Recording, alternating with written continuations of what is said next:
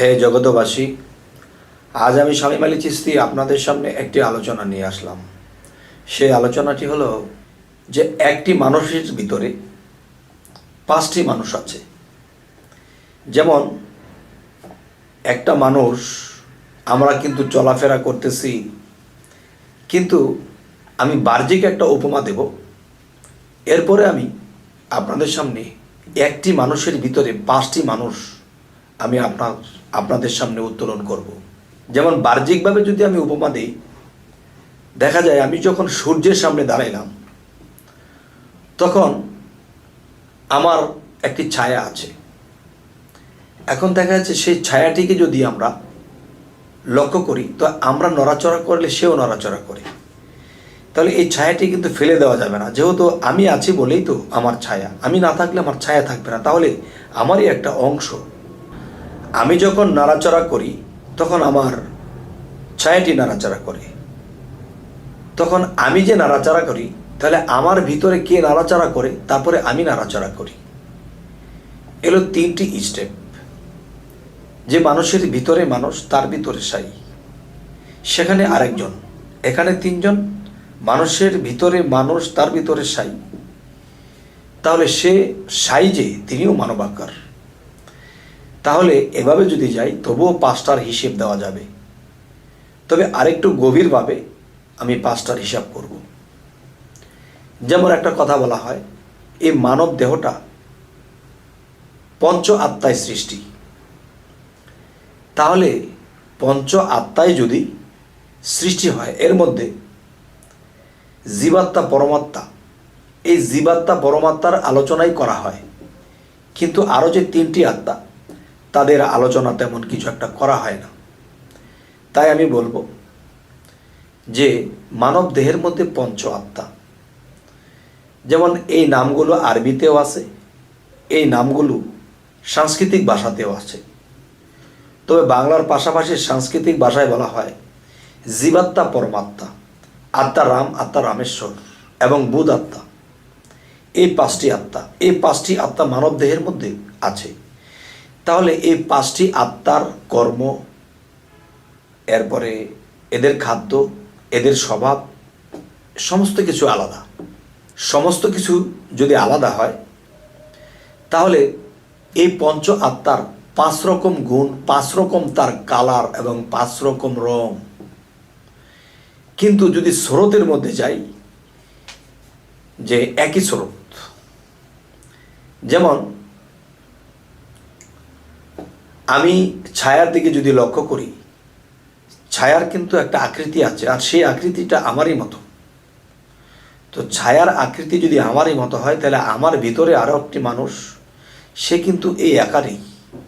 তবে আরও যে 2টি আত্মা, সেটিও এই একই আকারে। এখন আজকের যে বিষয়, এই 5টি আত্মার মধ্যে কোন আত্মাকে দেখলে আমার দোজখ হারাম হয়ে যাবে?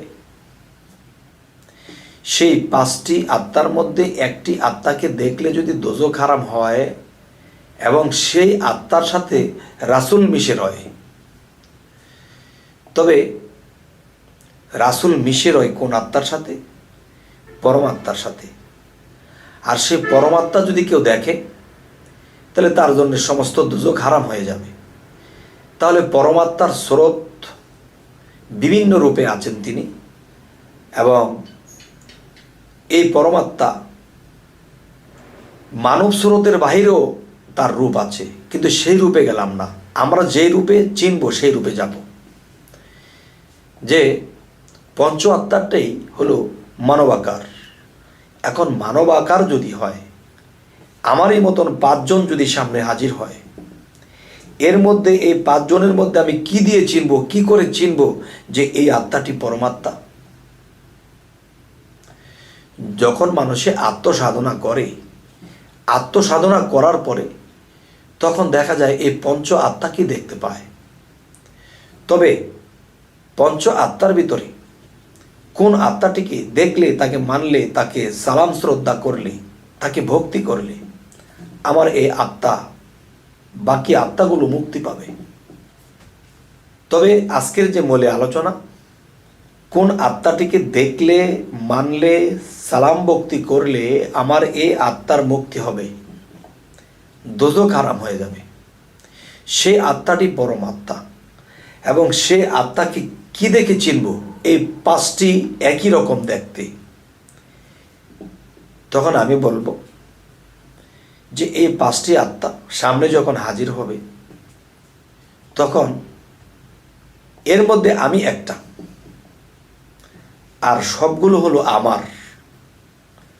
দেখা যায় বুধ আত্মা, এটা আমার। আত্মা রামেশ্বর, এটা আমার। এরপরে দেখা গেছে পরমাত্মা, এটা আমার। তাহলে আমি কোনটা? এর মধ্যে জীবাত্মা যেটা, সেটা হলো আমি। তো আমি যদি জীবাত্মা হই, পাঁচটার মধ্যে একটি আমি, আর তারা আমার, তো আমি আর আমার কিন্তু অনেক তফাৎ কথা। তাহলে আমি যখন দাঁড়াবো তখন চারজনকে দেখব। এখন এই চারজনের মধ্যে কে আমার সালাম ও ভক্তি পাবে?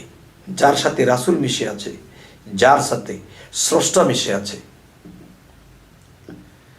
আচ্ছা, দেখা যায় মাটির একটা কালার হলুদ, যেমন আরেকটি ভাষায় বলা হয় সিয়া সবেদ লাল জর্দা। সিয়া সবেদ লাল জর্দা, এই চার রঙে দুনিয়া বাঁধা। এই চারটি রঙে যদি দুনিয়া বাঁধা হয়ে থাকে, তাহলে আমার পরমাত্মাকে চিনে নেব কিভাবে? একই রকম দেখতে, কালারে ব্যতিক্রম। হে জগতবাসী, আমি অগ্রিমটা বলবো না, তবে সাধনার মাধ্যমে যখন যাওয়া হবে তখন মুর্শিদ এই শিক্ষাটা দিয়ে দেবে। তারপর আমি ইঙ্গিত করব, তার কালারটি বিজলি আকার হবে, আর অন্যগুলার এ আকার দেখা যাবে না, এ আলো দেখা যাবে না। তার আকারটা, তার কালারটা কি হবে? বিজলি আকার। তো যদি কেউ ভক্তি করতে পারে, সেজদা করতে পারে, সেটা চিনেই করতে হবে, না চিনে করলে হবে না। হে জগতবাসী, তাই একটি কথা বলা হয়েছে যে মান আরাফা নাফসাহু, নিজের নাফসটাকে চিনতে হবে, নিজের বডিটাকে চিনতে হবে। আমি কি? আমার পরিচয় কি? তখন আমি যদি আমাকে চিনি, তখন আমি এদেরকেও চিনে নেব। তাই বলা হয়েছে মান আরাফা নাফসাহু ফাকাদ আরা রাব্বাহু, যে আমি যদি আমাকে চিনতে পারি, তাহলে আমি আমার রবকে চিনতে পারবো।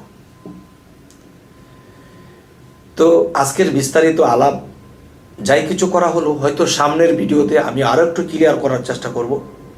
তবে আমাদের এই চ্যানেলের আলোচনা যদি আপনাদের ভালো লাগে, তো অবশ্যই সাবস্ক্রাইব করুন, এবং পরবর্তীতে আমাদের ভিডিওগুলো আপনারা পেয়ে যাবেন। তো আজ এই বলেই রাখবো। আল্লাহ হাফিজ।